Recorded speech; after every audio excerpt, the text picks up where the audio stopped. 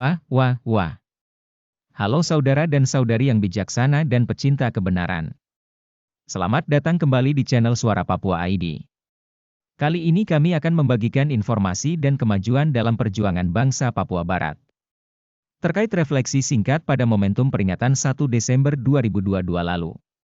Pada momentum peringatan 1 Desember 2022 ini ada beberapa agenda penting terjadi dalam sejarah perjuangan bangsa Papua, di antaranya kami membahas satu persatu. 1. Pada momentum 1 Desember 2022 ini, telah dibuka secara resmi kantor pemerintah sementara ULMUB di Port Moresby, Papua New Guinea. Pendirian kantor resmi ini telah menjadi sejarah baru di PNG sejak 1963. 2. Dalam momentum peresmian kantor itu, telah dideklarasikan Spiritual Independence of New Guinea Island oleh gereja-gereja di Papua New Guinea. Deklarasi ini sangat penting, di mana secara spiritual rohani para pemimpin gereja dan umatnya telah klaim dan mendeklarasikan kemerdekaan secara spiritual untuk Pulau New Guinea ini. Deklarasi ini akan menjadi dasar pihak gereja berdiri dan bicara dengan mitra mereka termasuk pemerintah. 3. Dalam momentum ini Menteri Luar Negeri PNG, Mr. Justin Tatchenko hadir secara resmi dalam peresmian kantor ini. Kehadiran pejabat tinggi negara dalam momentum ini telah memberikan legitimasi atau pengakuan terhadap keberadaan kantor tersebut. 4. Momentum 1 Desember 2022 ini, Konferensi Gereja-Gereja Pasifik, The Pacific Conference of Churches, di kantor pusat Suva Fiji mendeklarasikan seruan boikot semua produk Indonesia dan boikot semua program kerja sama dengan pemerintah Indonesia sampai Indonesia mengizinkan Komisi Tinggi HAM PBB masuk di West Papua. Keputusan PCC ini pasti akan berdampak luas bila dimobilisasi di seluruh negara anggota Pacific Island Forum. 5. Mengikuti berita di medsos, bahwa Presiden Benny Wenda di Oxford telah mengumumkan struktur konstitusi lengkap, struktur negara dan struktur pemerintah sementara. Dalam pengumuman itu, ia mengumumkan 7 pemerintah regional, provinsi, lengkap dengan para kepala pemerintah regional dan parlemen regional. Hal ini menunjukkan, pemerintahan sementara telah dibentuk mulai dari presiden, perdana menteri, kabinet, hingga kepala regional, gubernur. Selain itu, ia juga mengumumkan pembentukan Dewan Nasional hingga Dewan Regional dan Daerah, setingkat kabupaten. Kemudian dalam teks pidato itu, ia juga kembali mengumumkan struktur sayap militer, mulai dari komando pusat hingga ke struktur satuan bawah. Hal ini menunjukkan di West Papua secara nyata dikuasai dan diperintah oleh dua konstitusi dan struktur pemerintah. Di satu sisi, diperintah oleh konstitusi dan struktur pemerintah negara Republik Indonesia, dan di sisi lain konstitusi dan struktur pemerintah sementara negara Republik West Papua. Kondisi ini adalah masalah besar. Di satu wilayah diperintah oleh dua konstitusi dan dua struktur pemerintah dari dua negara yang berbeda. Secara de facto ada dua sistem saling berhadapan. 1. Ada dua konstitusi di sini. UD 1945 versus UDS 2020.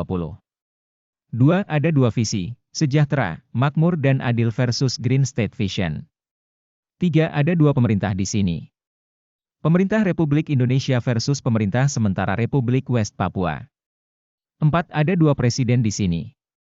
Presiden Jokowi dan Presiden Benny Wenda. 5. Ada dua parlemen di sini.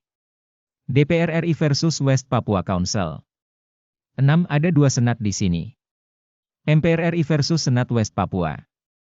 7. Ada dua militer di sini. TNI versus WPA, TPNPB. TRWP, TPN. 8. Ada dua kepolisian di sini. Polri versus West Papua Police. 9. Ada dua bentuk pemerintah wilayah di sini. 6 provinsi Indonesia versus 7 pemerintah regional. 10. Ada dua status pengakuan. Indonesia anggota asosiasi MSG versus pemerintah sementara West Papua anggota observer MSG. 11. Kedaulatan NKRI diakui PYF, ACP, dan Uni Eropa versus keberadaan pemerintah sementara dan perjuangannya diakui PYF, ACP dan Uni Eropa.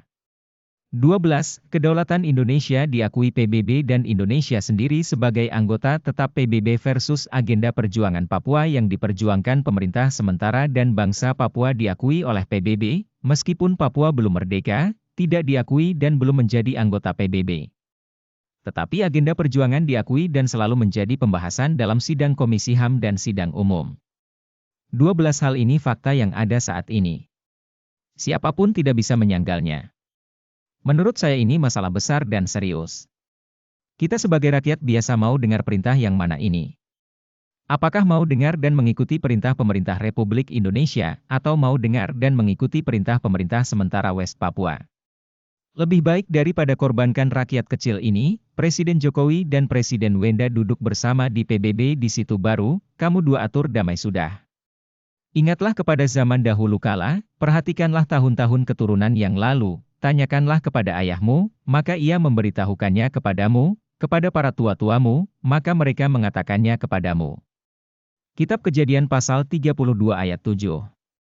Firman Allah adalah kebenaran. Jika seseorang menjadi pembela kebenaran maka ia harus menjadi yang benar terlebih dahulu. 1. Biarkanlah penguasa kolonial Fir'aun modern Indonesia sibuk dengan usaha-usaha, konyol, dan bodoh, dengan cara-cara, usang, yang membina, mendidik, dan memelihara untuk dipakai sebagai objek untuk berhadap-hadapan dengan orang asli Papua, OAP, sendiri, head-to-head fighting. Sangat disayangkan, OAP yang dibina dan dipelihara ini hidup tanpa akar budaya mereka dan hidup dalam budaya, ideologi, sejarah dan pikiran palsu. Mereka tidak hidup di atas kaki mereka, hidup di atas kaki orang lain, atau hidup di bawah ketiak para kolonial. Kemerdekaan dan martabat kemanusiaan mereka sudah ditaklukkan. Mereka hidup kosong, kemapanan semu, zona nyaman hampa, dan mereka akan layu dan kering sendiri karena hidup tanpa akar yang sesungguhnya dan bukan di tanah yang subur, tapi di pinggir jalan, di semak duri dan di atas batu-batu. Kesadaran mereka dilumpuhkan secara serius supaya mereka jangan sadar, bangkit dan melawan. Kalau mereka sadar, itu bahaya bagi bangsa kolonial. Pelumpuhan kesadaran dan penghancuran persatuan bangsa yang diduduki dan dijajah adalah prioritas bangsa kolonial. Selain itu, sejarah, kebudayaan, pendidikan, kesehatan dan menghilangkan asal-usul leluhur atau nenek moyang itu adalah kebijakan kunci dan prioritas bagi bangsa kolonial Fir'aun modern Indonesia. 2. Mari, kita berdiri dalam kerangka hidup kita sendiri dan mendidik dan mengajar saudara-saudara kita generasi muda Indonesia dengan kebenaran sejarah rakyat dan bangsa Papua Barat. Kebenaran berjalan pelan tapi pasti keluar sebagai pemenang sejati. Seperti kata firman hidup. Kamu mengetahui akan kebenaran, dan kebenaran itu akan memerdekakan kamu, Yohanes pukul 8.32. Mari, kita menjadi seperti terang dunia, dan garam dunia, untuk menyatakan kebenaran sejarah rakyat dan bangsa Papua Barat dalam terang Injil. Kemerdekaan adalah kemerdekaan dalam pikiran lalu diikuti dalam tindakan dan disaksikan oleh publik. Sehingga dengan momentum yang begitu luar biasa dan yang tentunya berulang ini mari kita ingatkan dan kerjakan bagian kita secara jasmani dan rohani sebagai anak-anak terang. Wah, wah, wah.